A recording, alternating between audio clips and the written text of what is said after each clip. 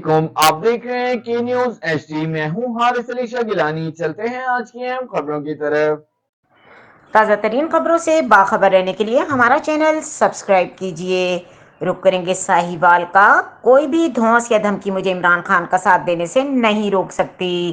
درجنوں جھوٹی F I R اور متعدد بار بلا جواز پولیس گردی کے باوجود قائد کے ویژن پر استقامت سے قائم ہوں، یہ بات عمران خان کے سپاہی چودھری آصف علی نے ایک ہنگامی پریس کانفرنس میں خطاب کرتے ہوئے کہی۔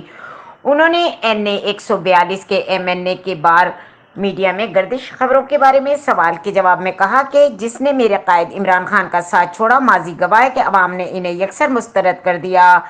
میری سیاسی وفاداری کسی رشتہ دار کی بجائے میری جماعت اور قائد کے ساتھ ہے۔ میں پہلے بھی متعدد بار گرفتاریوں، جھوٹی ایف آئی آر، درجنوں بار پولیس گردی کا شکار رہا ہوں۔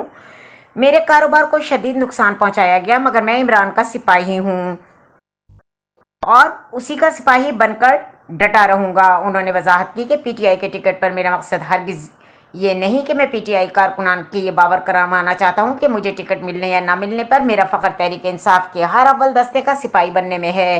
عمران خان کے سپاہی چودھری آصف علی نے اس عزم کا بھی اعادہ کیا کہ وہ پارٹی ہدایت پر این اے 142 کے تمام دیہاتوں میں قائد کے پیغام کو گھر گھر پہنچائیں اور انشاءاللہ یہ حلقہ ماضی کی طرح پی ٹی آئی کا ناقابل تسخیر قلعہ ہوگا۔